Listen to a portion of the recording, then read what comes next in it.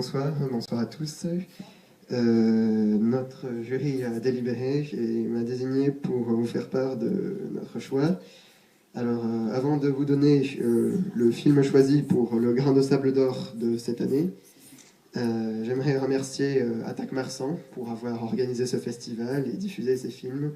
Parce que voilà, c'est vrai que la plupart du temps, on ne pense pas souvent à aller voir ce genre de film. C'est pas, je confesse. Je remercie vous aussi, je remercie tout le monde aussi dans cette salle pour ceux qui sont venus voir les films, quelques-uns ou tous ou même uniquement celui-là ce soir. Merci d'être venus. Voilà, donc merci à tous. Parmi tous les films donc que nous avons eu l'occasion de voir depuis mercredi soir jusqu'à ce soir-là, nous allons d'abord décerner non pas le prix de Grain de Sable d'Or, mais un prix coup de cœur pour le film La Pirogue, qui a été diffusé à 16 heures aujourd'hui, et que vous aurez l'occasion peut-être de voir demain, dimanche, à 18 heures. Alors, ce film, c'est un très beau film, il y a beaucoup d'émotions dedans. Enfin, vous ne pouvez pas en parler parce que moi, personnellement... Enfin, voilà.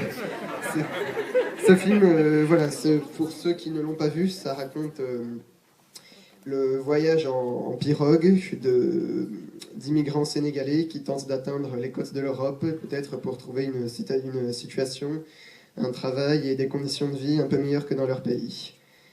Et finalement... oui. Oui, voilà. Effectivement, je ne vais pas vous lire la fin, oui.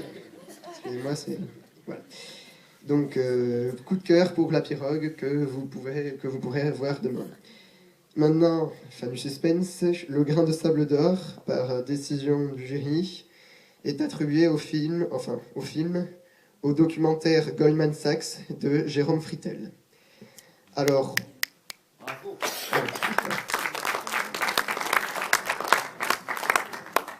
Alors, pour ceux qui ne l'ont pas vu toujours, ce documentaire, Goldman Sachs, s'infiltre un peu dans les arcanes de cette banque, donc Goldman Sachs, cette banque d'influence mondiale qui a su tisser un réseau extrêmement performant parmi les différents pays et les différentes formes de pouvoir en Europe, aux États-Unis et dans toutes les économies émergentes. Et qui a su profiter de la crise finalement pour accroître toujours plus son pouvoir et ses bénéfices. Alors pourquoi est-ce qu'on a choisi ce film ? Enfin, ce documentaire plutôt. Alors on a choisi ce documentaire parce que finalement il plonge dans les arcanes du pouvoir et on voit que parfois dans ce pouvoir tout n'est pas politique, mais on voit que dans l'arrière-boutique du pouvoir, dans le côté obscur, c'est parfois aussi l'économie qui influence beaucoup et qui commence d'ailleurs à prendre davantage de pouvoir que les États eux-mêmes. Et ce thème nous a paru tout à fait en accord avec le vrai combat, les vraies ambitions du groupe Attaque, qui cherche à un petit peu dégager l'aspect financier des pouvoirs politiques en place, si je ne me trompe pas. En gros, voilà, grosso modo. Donc, on a choisi donc comme Grain de Sable d'Or de ce festival parce que c'était, à notre avis, celui qui correspondait le plus aux axes du festival. C'est parce qu'il y a aussi la démocratie, donc telle qu'on nous la présente tous les jours, et puis les dessous de cette démocratie dont on n'entend pas souvent parler, pour ne pas dire parfois pas du tout, parce que on fait aussi en sorte qu'on ne l'entende pas, qu'on reste bien dans la doxa, le on-dit, le conformisme. Merci beaucoup. Ce film, donc, dans ses moyens, c'est un film assez ambitieux qui essaie de faire ressortir le contrôle qu'exerce cette banque sur les différents pouvoirs mondiaux. Mais finalement, il reste assez accessible, assez simple, parce qu'il arrive à synthétiser des informations, des bribes d'informations, parce qu'évidemment, une enquête vraiment sérieuse ne peut pas être menée ce thème de Goldman Sachs.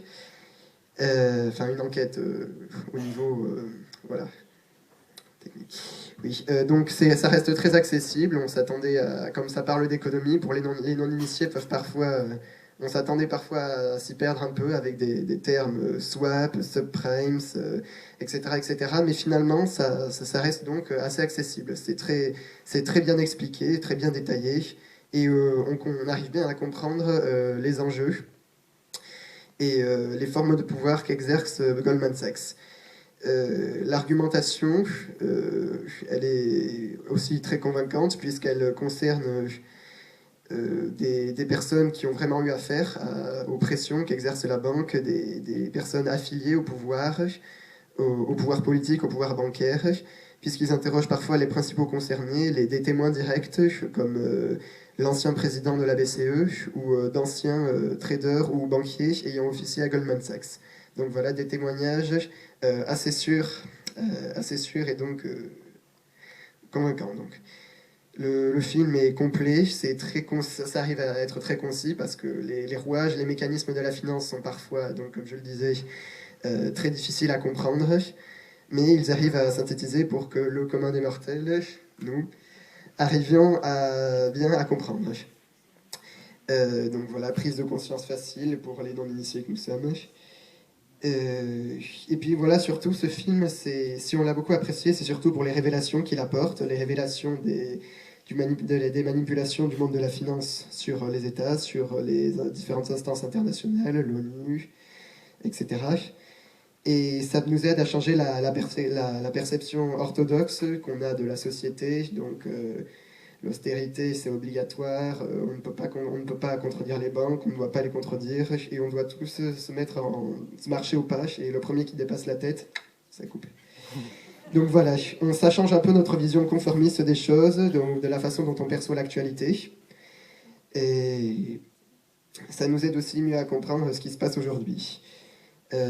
J'aimerais faire aussi un parallèle avec un élément qui a été cité dans un autre film, où il ressortait un passage du discours de François Hollande au Bourget, notre actuel président, qui disait que son ennemi était la finance, un ennemi, selon lui, qui n'avait pas de visage. Et bien, quand on voit ce film, on peut voir que cet ennemi, cette finance, ben, c'est pas qu'elle n'a pas... Si, elle a un visage, en fait. Et Goldman Sachs et ses différents avatars, ces différentes personnes qu'elle a placées dans les coins stratégiques du pouvoir, finalement, ce sont tant de visages de cette finance qui sont physiques et donc qu'on peut éventuellement supprimer. Ah, attention, hein, pas physiquement, attention. Et, oui. Et donc, un visage donc physique dont qu'on peut supprimer éventuellement, mais en les renvoyant, en disant non merci, on ne veut pas de vous. J'aimerais conclure avec pour résumer ce documentaire et puis un peu tous les films de ce festival, avec ce que m'a inspiré tous ces films, avec une citation de Winston Churchill, qui disait « Les hommes trébuchent parfois sur la vérité, mais la plupart se redressent et passent vite leur chemin, comme si rien ne leur était arrivé. » Alors, si vous allez voir ce documentaire, finalement, n'oubliez pas ce qui est dit, n'oubliez pas tout ce qui est révélé, ne le rangez pas dans un petit coin obscur de votre subconscient. Et voilà, gardez bien en mémoire, parce que ça peut vous aider à comprendre beaucoup de choses. Merci beaucoup.